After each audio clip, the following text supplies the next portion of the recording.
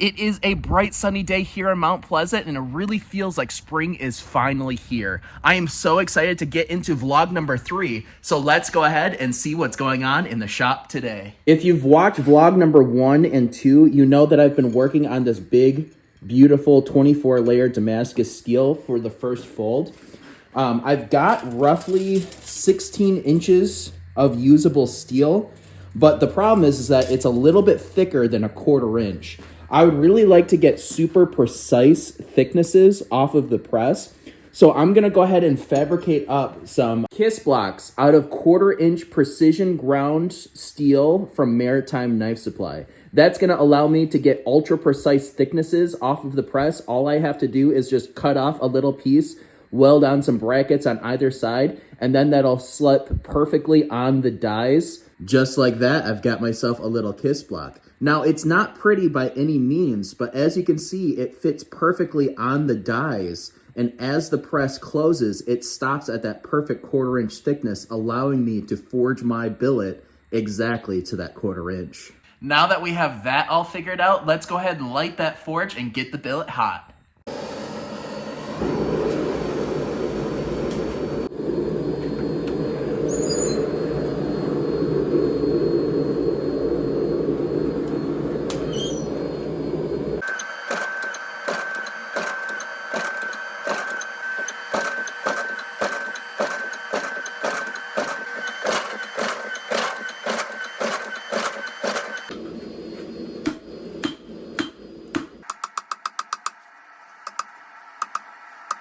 We ended up with 22 glorious inches of usable Damascus. It's really nice because it's all exactly a 1/4 inch thick because of these awesome kiss blocks that I ended up just finishing. Over there, we've got some mounts we're working on. We're gonna be laser etching my Viking Challenge knife. Kyle, give the people a little bit of a teaser. What do you think of the Viking Challenge knife so far?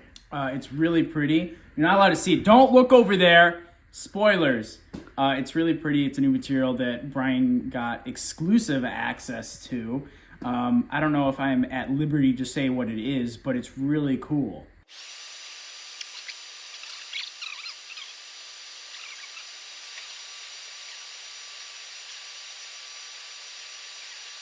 Now that I'm done working on the Viking Challenge knife, let's go ahead and move back to working on the Damascus. I'm gonna go ahead and cut it up into a bunch of different pieces, get those all cleaned up, and get them ready for another forge weld together. I'm starting to realize whenever I do something, I try to make it as difficult as possible. So I've added a bunch more steel to this.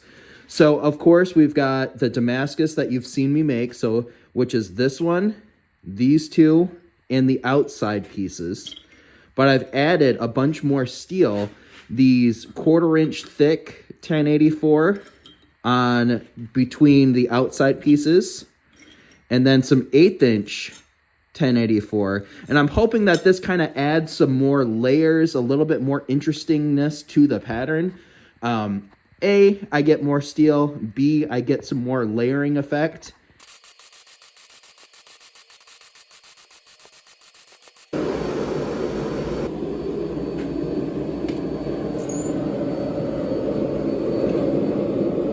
A big problem that I'm about to run into is I'm about to run out of propane. I'm still rocking these two 30-pound propane tanks. I really need to upgrade, but there's just a bare little bit inside of this one. I'm keeping it in water so it doesn't freeze. Then this one maybe has just a little bit down the bottom.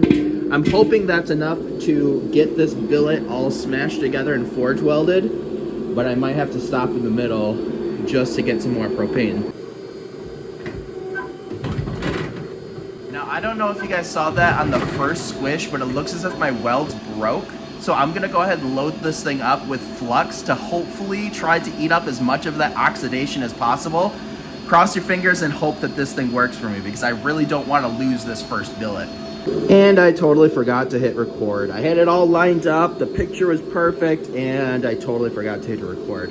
So basically I took some of this flux, sprinkled it all over the sides, and put it back in there. Dang it, sorry guys.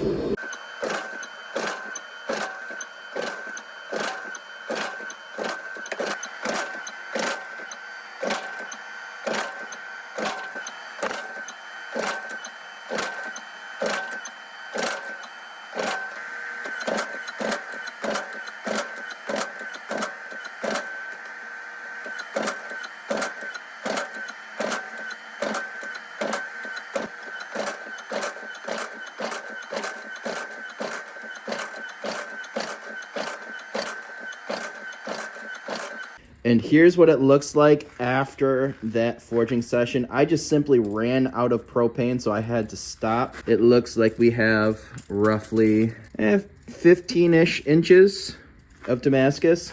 It's still about a 1/2 inch thick, so it still has plenty to thin out. So now that I'm done working on this for today, let me show you another project that I've been working on in the background. That other project is a folding knife that I'm doing in collaboration with my buddy Ben's Bites.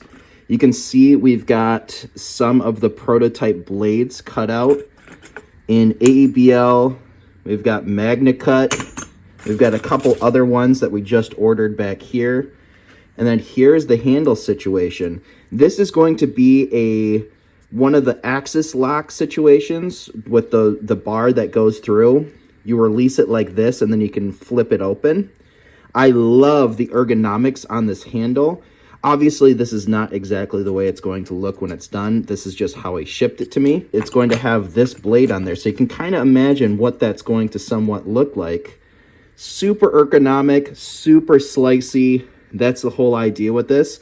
Let's go ahead and quickly talk to Ben so that he can tell us a little bit more about it. Thank you, Brian, for the invitation to come and speak to you and collaborate in this project. My name's Ben Siegel. You can find me at Ben's Bites on Instagram and Facebook. Today, we're here to talk about this project. This is a folding knife project that I've been working on for about 1 year to 2 years, and Brian joined on about 1 year ago. We started through several iterations. Some of them looked a lot like this. And I wanted to make a crossbar locking mechanism. So here is the knife we're looking at now. So this is version 35. This is probably version 10. I love these knives. In addition to how comfortable this is, the aesthetics, I love the aesthetics. The real nice things about these knives, one-handed opening, one-handed closing, and your finger stays out of the path of the blade, unlike your traditional liner lock or frame lock knife. I've been carrying this guy for about a month. I love the way it fits in my hand. These are lightweight. We're targeting AEBL and Magna Cut for the blades. This is Magna Cut, and it's held up phenomenally well. I love it. Between version 10 and version 35, I got a little frustrated with the design. I didn't like the way it felt. I didn't like the way it was coming together, so I set it aside. At one point, Brian came to me and said, "Hey, I haven't seen you talk about this in a while. What's going on?" And I said, "I'm setting it aside. I'm not happy with it right now. I'm going to revisit it later." He asked me if I wanted help. I said, "I'd love to collaborate with somebody." And Brian has been amazing to work with and helped me solve some of the problems along the way that I just couldn't wrap my head around alone. This project wouldn't be at its current position without Brian's help. Brian has a prototype he's going to start grinding out blades. And once he carries it around for a couple weeks and uses it, if he feels the same way I do, we're going to start producing small batches of these for sale. Maybe batches of like 10 or so.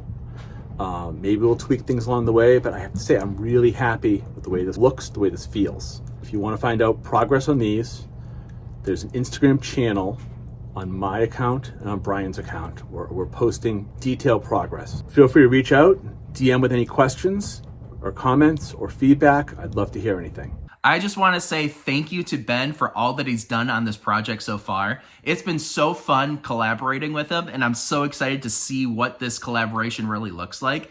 If you guys have comments, I would love to hear them down in the comments below. Let me know all about it if you like the blade shape, if you like this whole idea. Thank you all for watching. These vlogs have been so fun to make, and let me know if you like them by giving me a like and subscribing. Thank you guys all for watching. Check out all of my links down below. You guys know how to get a hold of me. If you want a handmade knife, I'm your guy. My books are open. Thank you all for watching. Have a great rest of your day.